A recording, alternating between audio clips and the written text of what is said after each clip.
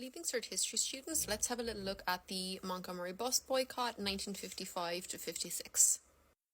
The United States was an incredibly affluent and wealthy society, but this did not necessarily bring peace. The American Constitution of 1791 said that all men are created equal. However, the same Constitution allowed slavery until 1865. Even after the abolition of slavery, however, Black Americans were not given equal rights to their white counterparts. Plessy versus Ferguson established Jim Crow laws, which were racial segregation laws that were enforced in southern states in places like schools, bathrooms, buses, and park benches. In some states, Black people couldn't vote, or they had to prove their literacy using things like literacy tests. The KKK persecuted and even lynched many Black Americans. Montgomery is the capital of Alabama. In 1956, the population was 70,000 white people, 50,000 Black people. The average Black income was $970 per annum, which was half that of their white counterparts. Black people dominated unskilled, low-paid jobs such as maids and laborers. Black people in Alabama were not allowed to hold public office. Thousands were also denied the right to vote due to poll tax and literacy tests that I mentioned earlier. The Alabama Bus Company only employed white drivers. White people sat at the front of the bus in the first 4 rows, and Black people sat at the back, even if the front was unoccupied. If the bus was full and a white person wanted to sit down, a Black person was obliged to give up their seat. Even though 70% of bus users in Montgomery were Black, they were often abused and harassed by bus drivers. If segregation laws were not obeyed, then a Black person could be fined or even jailed. For example, Claudette Colvin was arrested for not giving up her seat to a white person, as was Mary Louise Smith.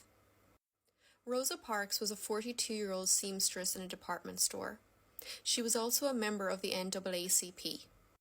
On the 1st of December 1955, Parks boarded a bus after work and sat at the back of the bus. When all the white seats were full, however, she was asked by the driver to give up her seat to a white man. She refused. She didn't argue with the driver, but she remained seated.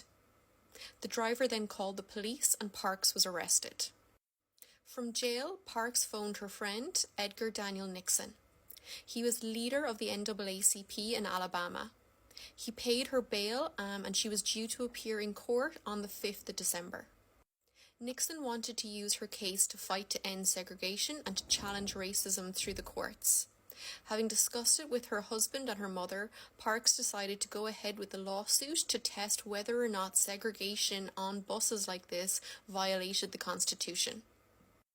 Nixon then contacted other Black leaders such as Reverend Ralph Abernathy and Reverend Martin Luther King to secure their support. The Black community in Montgomery was outraged when they heard the news of Parks' arrest. Joanne Robinson, who was leader of the Women's Political Council of Montgomery, organised for a 1-day boycott of the buses in Montgomery for Monday the 5th of December, so that was the day that Parks was due in court. 35,000 leaflets were printed to spread word of the boycott. Meanwhile, Nixon and other religious leaders were growing concerned about the violent mood amongst the Black community. To avoid violence, they called a meeting on the 2nd of December in King's Church. Over 40 religious leaders attended this meeting, and they agreed to support the boycott and to spread the word to their congregation on the 4th of December. On the 5th of December, Parks appeared in court. King and Abernathy attended. She was found guilty and fined $10. Nixon immediately appealed the decision. Meanwhile, the bus boycott was a huge success. All over the city, the buses were empty as Black people found alternative ways to get to work. The boycott proved to be so successful that leaders of the boycott met that afternoon and decided to continue with the boycott. A permanent group called the MIA, the Montgomery Improvement Association, was set up to run the boycott long term.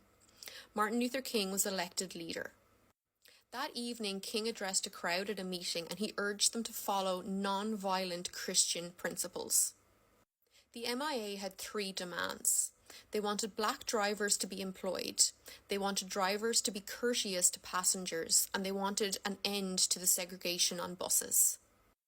The MIA urged the black community to continue with the boycott until these demands were met. Money was collected to buy station wagons for a private taxi company. A transportation committee was set up to form carpools, and when local agents tried to cancel their insurance, they got insurance from Lloyd's of London. Black churches raised $30,000 for the carpool and acted as pick-up points for black people looking for transportation. On the 8th of December, King and representatives from the Montgomery Improvement Association met with the mayor, W.A. Tacky Gale, and representatives from the bus company at City Hall. King was optimistic as the press were also going to be present, but the bus company refused to change segregated seating. The mayor even joked that come the first rainy day, the black people will be back on the buses. Members of the white community made various attempts to disrupt the boycott, and this disruption came from three main sources. City bosses threatened to shut down taxi drivers who charged the same as the bus, which was 10 cents. On the 22nd of January, city bosses falsely announced to the media that the boycott was over, to basically trick black people into going back onto the buses. And rumours were spread that King was misusing MIA funds. The police regularly stopped those who were carpooling. King was arrested for doing 30 miles per hour in a 25 mile per hour limit.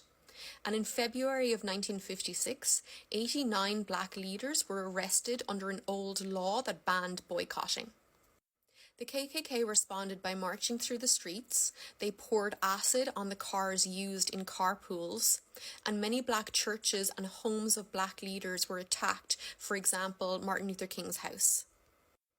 The boycott was only half the battle, however. The NAACP were working hard through the legal system to end segregation. Claudette Colvin, Aurelia Browder, Susie MacDonald, and Mary Louise Smith had been discriminated against by drivers in Montgomery. They agreed to become plaintiffs in a federal action lawsuit that was to be taken. In June of 1956, a Browder versus Gale ruling saw a panel of 3 federal judges rule that bus laws implementing segregation were unconstitutional. But lawyers for the city of Montgomery filed an appeal to the Supreme Court. The city also sued the MIA for damages. They wanted $15,000 in compensation. This suit soon became irrelevant, however, as on the 13th of November 1956, the US Supreme Court declared that segregation on buses was unconstitutional and must end. This decision was to come into effect on the 20th of December. On the 14th of November 1956, the MIA called off the boycott, but they asked black citizens to stay off the buses until the ruling came into effect. On the 21st of December 1956, King and others took their seats at the front of the bus. The boycott was over. However, there was significant backlash from the white community, with the buses being shot at and churches being burnt. In total, the boycott lasted 381 days. It cost the MIA $225,000.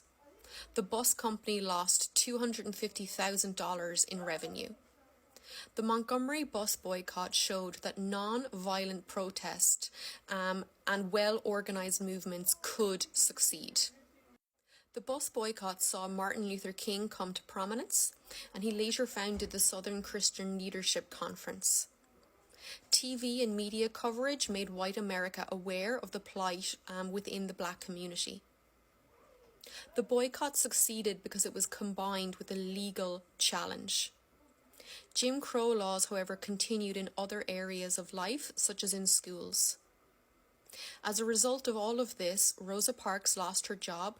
She and her husband then moved to Detroit, and in 1996 she was awarded the Presidential Medal of Freedom.